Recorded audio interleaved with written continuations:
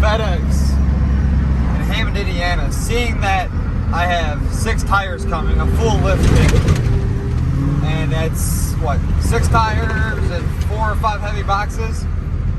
I guess I can't ship to my house. We're back here somewhere, trying to find my shit. So we've secured one package, 2 coil springs, which obviously, if the other ones decided that they didn't want to come home, I got coil springs right now, and I was told to come back outside the gate and get 1 fucking tire. 1 does me really good. Let's see how well this goes. Maybe if I just divide it up, 1 line, 2 lines, 3 lines, 4 lines, 5 lines. If I just make 5 lines on it, take a saw saw, cut it in half, I might get another chance with making this 1 tire into 6 tires. I mean, looks cool. Let's throw it in the truck and fuck off. Hopefully the other one's at the house. But these are the 2 boxes, 2 packages that didn't want to arrive home today. So let's go to the house. Got the wheels loaded up. There's a frame. Headed to the other house to get everything else because now it has came into the mail. First things first. See if they came. Fuck, nothing in the mailbox. Damn. Okay, let's check the front door. Nothing at the front door. Oh snap! Look it over there. We've got a bunch of shit. 5 tires. Decided to pull up. Let's get them loaded up. Got everything loaded up and headed down to the tire shop to get them all mounted and back home to paint them and make this thing big.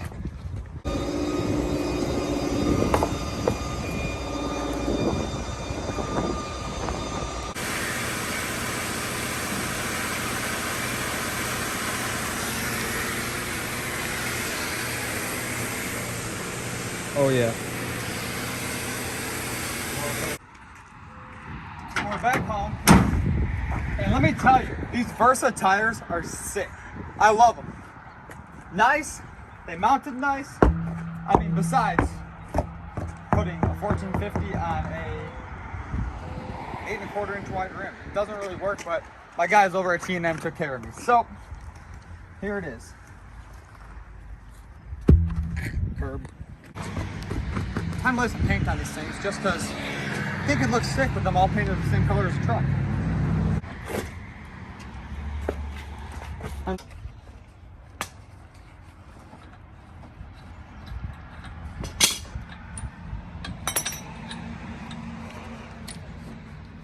Lower the jack down. So here we are. We got our axle dropped down, and as you guys can see, we have the coil spring out of it. I took my leveling spacer off, and my LP Fab shock tower deleted. So the axle is currently hanging by the top bar. I would not recommend it. I'm just not using a lift to do this. You don't have to use a lift. So what we have here is our drop bracket that Rough Country sent us.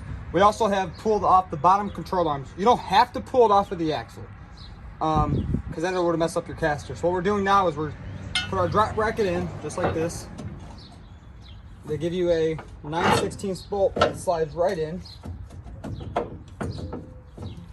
Give it a little love tap.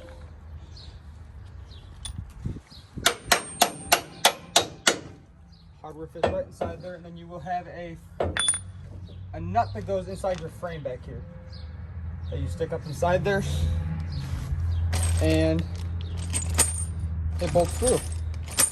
Oh. Here's our flag nut, which holds this to the frame. What we're going to do is finagle it down inside there. You want to get underneath here and look through the hole. You'll be able to move it around and line up your flag nut with your bolt and tighten it up.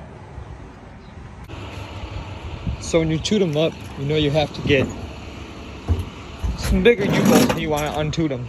So we are here at Austin Fleet Service getting some U-bolts because the truck's tooted. It can't be tooted. So I went ahead and pulled out my rear axle. which is pretty self-explanatory. You got your 4 nuts on each side on the bottom of the U-bolt.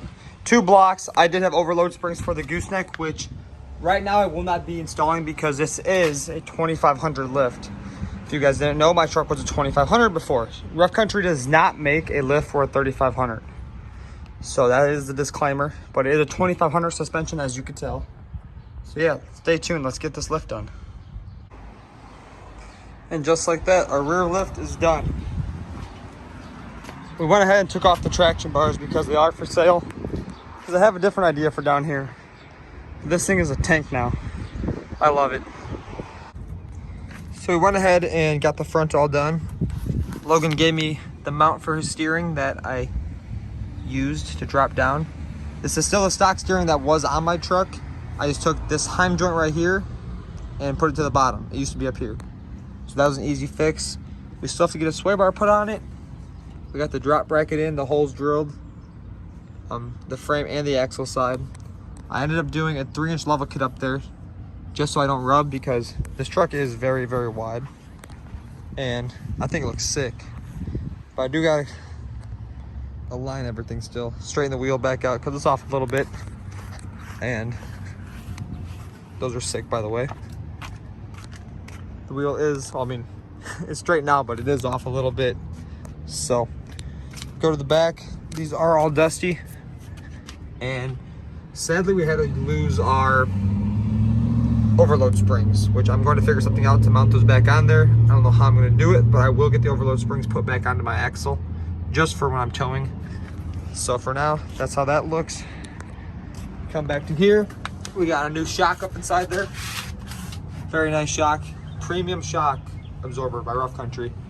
And once again, they did sponsor this. And they sent me this kit to put on my truck because it is a 2500, not a 3500. And I installed it, and they are part of this build. I also put in their add-a-leaf, which I would say helps curl the leaf spring up. If I'm right, if I'm wrong, correct me.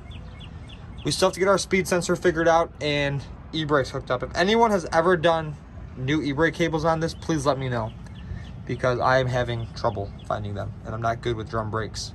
I can do the front brakes all day, but not the back. Got our TSO tip, our 8 train horns, full 5-inch exhaust down here, and same with that side, new shock, block, everything. And these blocks are nice because you can put the bolts in to clamp everything together, which I'm going to use those holes for my overloads, if that makes sense. So that'll fix that. Back here, we went ahead and fixed the plug that was loose. I took the hitch off because I got to get it painted. And yeah, if you guys want a view of the whole side, there it is. It doesn't lean that much, it's on a little hill, but it does have a little bit of a rake, which is fine because I'm gonna either lift it up or do air ride or something in the rear in the future. The front's gonna stay like this. Maybe get rid of this bracket and do a 4-link traction bar setup or full 4-link on it with air ride. It'll stay at this height though, it's not going any bigger because it's already too big. And gonna repaint the wheels because I'm not happy with how they turned out. They turned out fine, but I put them on a little wet, and yeah, kind of smeared the paint a little bit. But yeah, back to the front, we got all this stuff done. I love it. It sits so nice. And I would say maybe the hardest part was getting these brackets on because I didn't have a lift, but nothing wrong there. It's all hooked up. It went all together smoothly. It was just when no lift was a little bit harder. And look what happened inside here. My light and the strobe kind of mashed themselves together, but we're gonna figure that out. And my next video will be a full video of me cleaning it and getting it ready for Daytona Truck Meet, where it will be put inside a booth.